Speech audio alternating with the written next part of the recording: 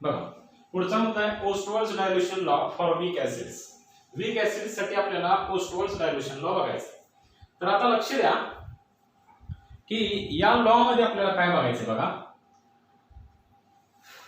आपण degree of dissociation बघितलेलं आहे. डिग्री ऑफ डिसोसिएशन अल्फा आपल्याला माहिती आहे. डिग्री ऑफ डिसोसिएशन कसं काढतो आपण. It is the number of moles dissociated upon total number of moles. बरोबर. म्हणजे आपण एखादा वीक इलेक्ट्रोलाइट घेतला म्हणजे इलेक्ट्रोलाइट म्हणजे ऍसिड वीक बेस किंवा वीक ऍसिड घेतला तर तो त्याच्यामध्ये डिसोसिएट झालेले मोल्स अल्फा म्हणजे डिग्री ऑफ डिसोसिएशन. त्याच्यामध्ये शॉर्ट मध्ये मी सांगतो moles dissociated upon total moles. Total moles पैकी किती मोल्स डिसोसिएट झाले त्याला म्हणायचं आपण डिग्री ऑफ डिसोसिएशन. बरोबर. आता ओस्टवर्ल्स लॉ ने काय सांगितलं की आपल्याला माहिती आहे ओस्टवर्ल्स डायल्युशन लॉ हा कोणासाठी वीक ऍसिड साठी. बरोबर. आणि वीक बेस साठी आपल्याला बघायचं आहे. बरोबर.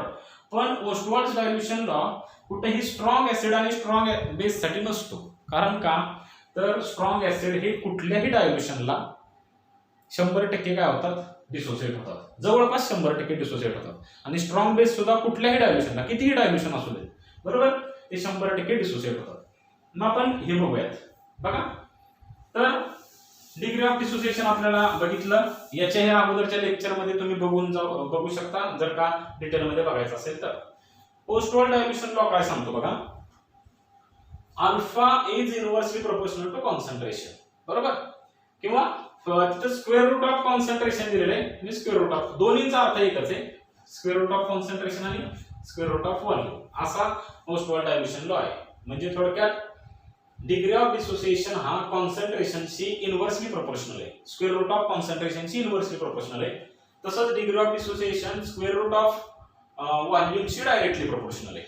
म्हणजे थोडक्यात कॉन्सन्ट्रेशन जेवढं वाढेल तेवढं डिग्री ऑफ डिसोसिएशन कमी असेल. म्हणजे तो ऍसिड कमी प्रमाणामध्ये डिसोसिएट होईल.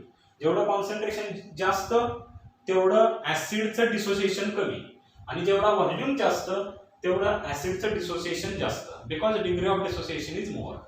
आता बघा आपण हे थोडस पटवून देऊयात आणि प्रूफ करूयात. बघा समजा एखादा मी ऍसिड घेतला HA जसं मी तुम्हाला आता सांगितल्याप्रमाणे ऍक्वियस हा काय ऍसिड तुमचा वीक ऍसिड आहे. हा डिसोसिएट झाला H plus aqueous plus A minus aqueous अशा आयन्स मध्ये तो डिसोसिएट झाला. बघा डिसोसिएट झाल्यानंतर मग त्याचा डिसोसिएशन कॉन्स्टंट Kb काय असेल Kb is equal to molar concentration of H plus into A minus upon molar concentration of HA हा आहे तुमचा ऍसिड डिसोसिएशन कॉन्स्टंट. जस्ट आपण आता बघितलेला आहे. आता बघा आपण थोडंसं काय करूयात त्या H प्लस आयनचं कॉन्सन्ट्रेशन A मायनसचं कॉन्सन्ट्रेशन आणि HA चं कॉन्सन्ट्रेशन याच्या व्हॅल्यूज आपण सबस्टिट्यूट करूयात आणि मग आपण पुढे जाऊयात. समजा हे मी परत डिसोसिएशन घेतो.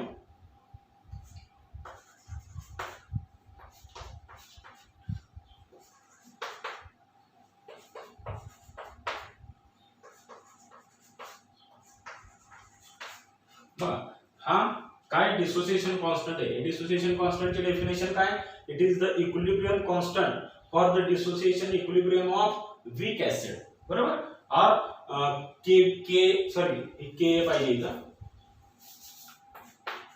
ए पाहिजे के नाही कारण ऍसिडचा बघतोय तर ए पाहिजे. बेसचा बघत असेल तर बी पाहिजे. बरोबर. बरं याचे डेफिनेशन काय. It is the equilibrium constant. बरोबर. Dissociation constant is defined as it is equilibrium constant for the dissociation equilibrium of weak acid. weak acid च्या dissociation equilibrium चा equilibrium constant हा काय equilibrium constant आहे. बरोबर. जसं आपण 11वी मध्ये केमिकल इक्विलिब्रियम मध्ये बघितलं ते तुम्हाला तिथे लक्षात येईल. हा equilibrium constant आहे कोणाचा या weak acid चा dissociation चा equilibrium त्याचा dissociation constant. आता बघा पुढं आपण हे घेऊयात. थोडस मी पुढे काढतो कारण इथं आपल्याला लिहायला थोडीशी जागा लागेल. HA aqueous it gives H plus aqueous plus A minus aqueous.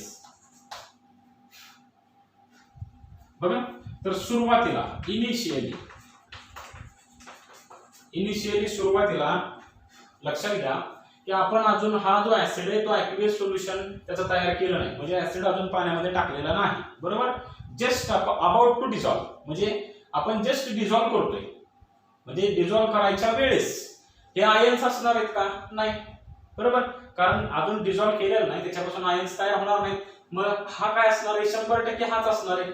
समजा सुरुवातीला आपण 1 मोल घेतले तर याचे मोल्स काय असतील? 0 असतील, याचे पण मोल 0 असतील, बरोबर. बघा आता ऍट इक्विलिब्रियमला लक्षात घ्या, म्हणजे आपण आता ऍसिड डिझॉल्व केला पाण्यामध्ये, केल्यानंतर त्याला जे काय ब्रेक व्हायचे ते होऊन गेलं, बरोबर. तो ब्रेक झाला, इक्विलिब्रियम येऊन गेला, बरोबर.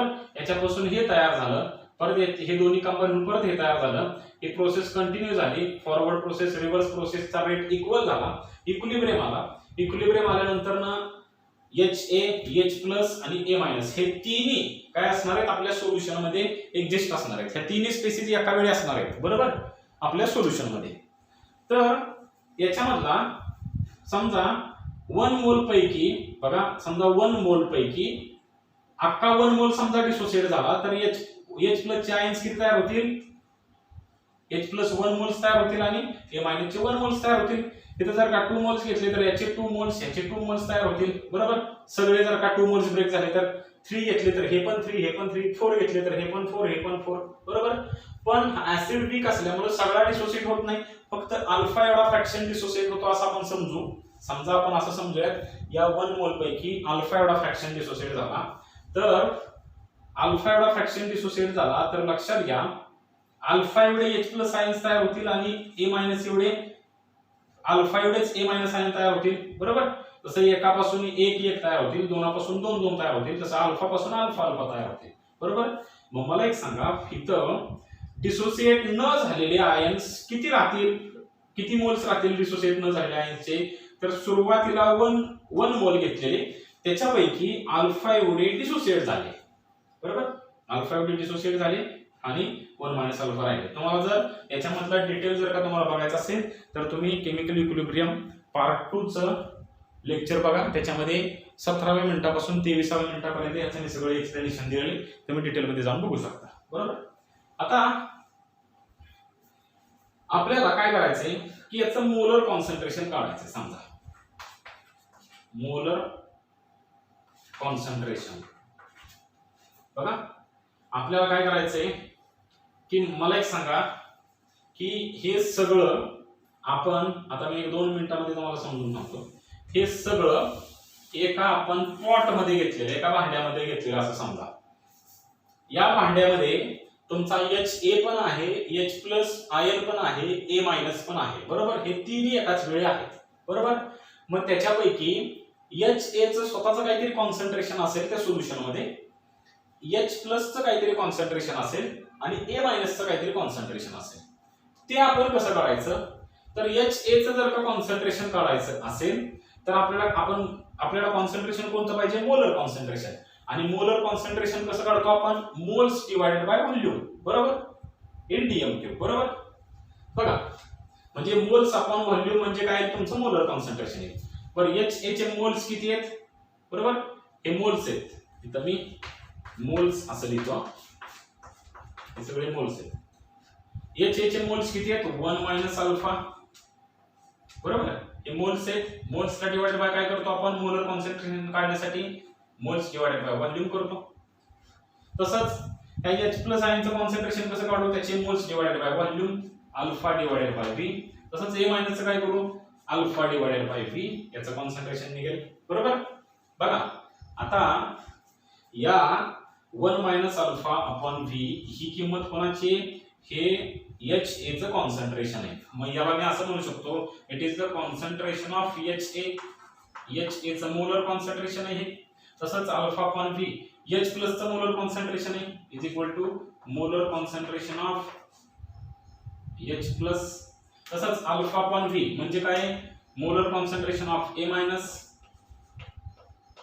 चं मोलर कॉन्सन्ट्रेशन आहे. बघा आता आपण काय करूयात की या व्हॅल्यू सबस्टिट्यूट करूयात. याला मी इक्वेशन 1 नाव देतो. Substituting these values in equation 1 we get equation 1 मध्ये या जर व्हॅल्यूज आपण पुट केल्या तर काय येईल बघा. Ka is equal to H plus concentration ची किंमत काय आहे alpha upon V into A minus concentration ची काय किंमत आहे अल्फा अपॉन V बरोबर डिवाइडेड बाय H A च्या कॉन्सन्ट्रेशन ची काय किंमत आहे 1 मायनस अल्फा अपॉन V बरोबर. हे जर इक्वेशन आपण थोडंसं सिंप्लिफाय केलं तर काय येईल बघा. इक्वेशन सिंप्लिफाय करायचं म्हटलं तर Ka is equal to alpha into alpha alpha square upon V into V square divided by 1 minus alpha upon V 1 minus alpha upon V बरोबर. आता पुढे बघा मग Ka is equal to divide ला डिवाइड आहे परत उलटून मल्टिप्लाय होणार alpha square upon V square into V वरती जाणार 1 मायनस अल्फा खालती येणार V अपॉन 1 मायनस अल्फा बरोबर. 1 मायनस अल्फा ही टर्म लक्षात घ्या V स्क्वेअर ला मल्टिप्लाइड आहे म्हणून मी याला कंस टाकतो अख्खी टर्म मल्टिप्लाइड आहे बरोबर. त्यामुळे असं सेपरेट ठेवणं ते योग्य नाही है का नाही समजणार नाही आपल्याला मॅथमॅटिकल कन्फ्युजन होईल. आता मग Ka इज इक्वल टू काय होईल बघा आपण अल्फा स्क्वेअर V स्क्वेअर मधला एक V या V ला कॅन्सल होईल V स्क्वेअर म्हणजे V इंटू V त्याच्यातला एक V या V ला कॅन्सल होईल डिवाइडेड बाय मग इथं एकच V राहील V इंटू 1 मायनस अल्फा असं राहील म्हणजेच 1 minus alpha upon alpha into V असं इथं लिहूयात आपण. V इकडे लिहिला काय तिकडे लिहिला काय फरक पडणार. आता बघा इथं समजा मला इनिशियल कॉन्सन्ट्रेशन काढायचं इनिशियल कॉन्सन्ट्रेशन C बघा सुरुवातीचं कॉन्सन्ट्रेशन म्हणजे असं आपण समजूयात की आपण सुरुवातीला हा जो Ha घेतलेला आहे Ha चा आपण 1 मोल घेतलेला आहे तो 1 मोल धरून आपण त्याचं कॉन्सन्ट्रेशन काढू सुरुवातीचं कॉन्सन्ट्रेशन बरोबर. सुरुवातीला हा Ha कुठेही डिसोसिएट झालेला नसणार आहे बरोबर. अजून ज्यावेळी ऍक्टिव्ह सोल्युशन आपण तयार करतोय त्यावेळी H+ आणि A- आयन तयार झालेलेच नसणार कारण आपण अजून डिसॉल्व्ह केलेलं नाही. मग सुरुवातीला याचा मोल किती असणार आहे 1 मोल असणार आहे बरोबर. मग इनिशियल कॉन्सन्ट्रेशन जर आपल्याला काढायचं म्हटलं तर C इज इक्वल टू कसं काढणार आपण मोल्स डिवाइडेड बाय व्हॉल्यूम आणि सुरुवातीचे मोल्स किती आहेत इनिशियल मोल्स 1 मोल्स आहेत 1 मोल divided by volume V 1 upon V असं आपण काढूया बरोबर. मग बघा आता ही कॉन्सन्ट्रेशनची टर्म मध्येच आणायची काय गरज आहे हे आपल्याला एक जरासं वाटतं की ही डोकेदुखी मधूनच काय आणलेली बरोबर की नाही. तर एक लक्षात घ्या ही डोकेदुखी वगैरे काय प्रकार नाही कारण आपल्याला आपण सुरुवातीचं कॉन्सन्ट्रेशन किती घेतो हे आपल्याला माहिती आहे बरोबर पण पुढे तो किती डिसोसिएट होतोय ते आपल्याला माहित नाही आणि तो आपल्याला काढायचा आहे. म्हणजे माहित असलेल्या गोष्टीवरून माहित नसलेली गोष्ट फाइंड आउट करायची आणि त्याच्यासाठी आपल्याला हे इनिशियल कॉन्सन्ट्रेशन काढायचं बरोबर. मग 1 अपॉन V च्या जागेवरती आपण C व्हॅल्यू पुट केली इथं 1 अपॉन V आहे का नाही. बरं ही टर्म मी अशी पण लिहू शकतो की याला इंटू 1 अपॉन V करू शकतो बरोबर. ह्या 1 अपॉन V च्या जागेवरती C ची किंमत मी सबस्टिट्यूट करतो मग Ka is equal to alpha square upon 1 minus alpha 1 upon V च्या जागेवरती C सबस्टिट्यूट केला C केला बरोबर. आता मला एक सांगा की वीक ऍसिड जो आहे weak acid for weak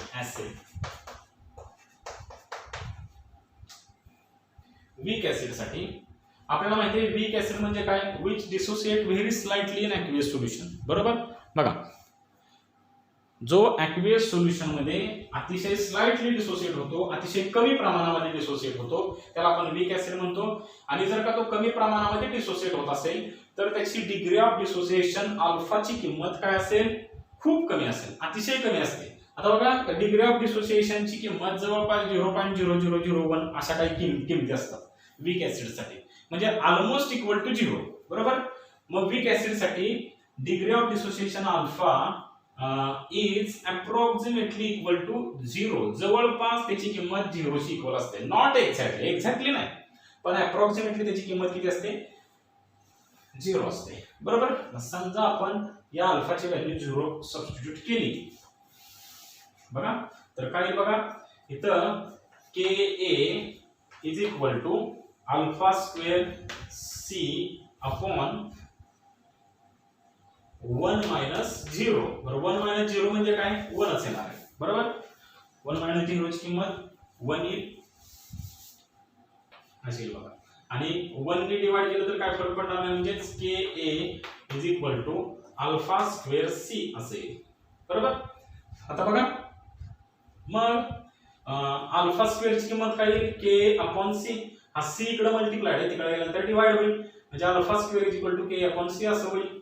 alpha square is equal to Ka upon C असं होईल, बघा. आता हे जे इक्वेशन आहे, समजा मला अल्फाची किंमत काय करायची? कॅल्क्युलेट करायची.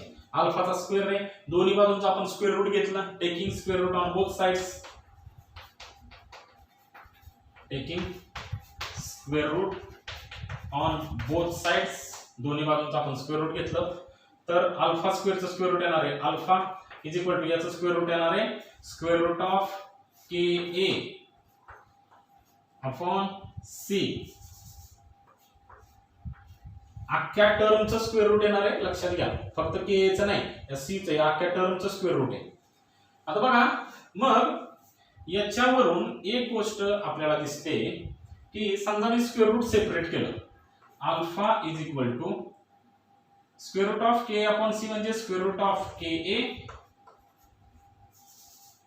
Square root of Ka upon square root of C, आहे का नाही. स्क्वेअर रूट सेपरेट केलं आपल्या मॅथमॅटिक्सच्या नियमानुसार. तर बघा मग याच्यामध्ये एक गोष्ट आपल्याला अशी जाणवते, अल्फाची किंमत आणि स्क्वेअर रूट ऑफ कॉन्सन्ट्रेशनची जी किंमत आहे ती काय इनव्हर्सली प्रोपोर्शनल आहे. ही टर्म न्यूमरेटरला, ही टर्म डिनॉमिनेटरला आहे, बरोबर नाही. तर बघा म्हणजे याचा अर्थ as concentration increases alpha decreases. Concentration वाढलं की स्क्वेअर रूट ऑफ कॉन्सन्ट्रेशनची किंमत पण वाढणार आहे, बरोबर. कारण जेवढी संख्या मोठी असेल तेवढं स्क्वेअर रूट पण मोठा असणार आहे. As concentration increases, square root of concentration also increases, and this square root of concentration increases, alpha decreases. कारण हे छेदाला हे अंशाला, बरोबर. छेद वाढला की उत्तर कमी येणार आहे. सो हे एक आपलं झालं. म्हणजे याच्यावरून आपल्याला एक गोष्ट जाणवते की alpha is inversely proportional to square root of concentration, जे आपलं सिद्ध झालं मी सुरुवातीला लिहिलं बघा, बरोबर. आता परत मी हे जे इक्वेशन आहे तुमचं, या इक्वेशन मध्ये 1 अपॉन C ची किंमत V पुट करतो, बरोबर. हे इक्वेशन मी असं पण लिहू शकतो ना, K * 1 upon C. 1 upon C ची किंमत V पुट करू शकतो, आहे का नाही. याच्यावरून बघा V इकडे आणला, C तिकडे नेला, V is equal to 1 upon C, बरोबर. आणि बघा म्हणजे हेच इक्वेशन मी असं पण लिहू शकतो इथं, square root of Ka * 1 upon C असं लिहू शकतो. 1 अपॉन C च्या जागेवरती V ची 1 अपॉन C च्या जागेवरती V ची किंमत आपण पुट करू शकतो. मग V ची किंमत जर पुट केली तर मी इकडे लिहितो बघा,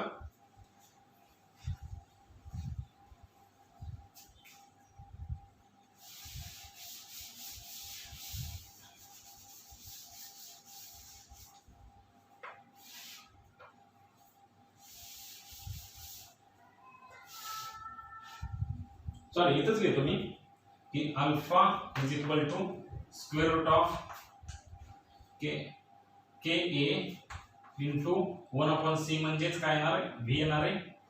V व्हॅल्यू पुट करतो, म्हणजेच आपण असं म्हणू शकतो की alpha is directly proportional to square root of V.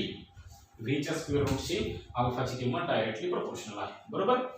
अल्फाची किंमत हा V पण अंशाला आहे आणि अल्फा पण अंशाला आहे, आणि V चं काय स्क्वेअर रूट आहे. So alpha is directly proportional to square root of V, बरोबर.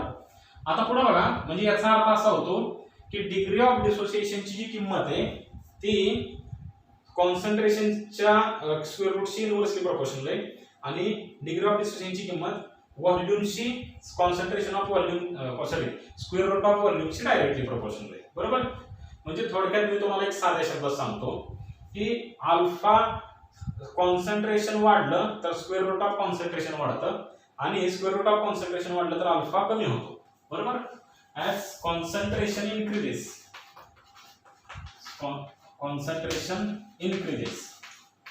बघा, म्हणजे थोडक्यात सिंपल काय सांगतोय, कॉन्सन्ट्रेशन वाढलं तर अल्फाची किंमत वाढते. बरोबर. कॉन्सन्ट्रेशन इन्क्रीजेस अल्फा म्हणजेच काय, डिग्री ऑफ डिसोसिएशन डिक्रीजेस.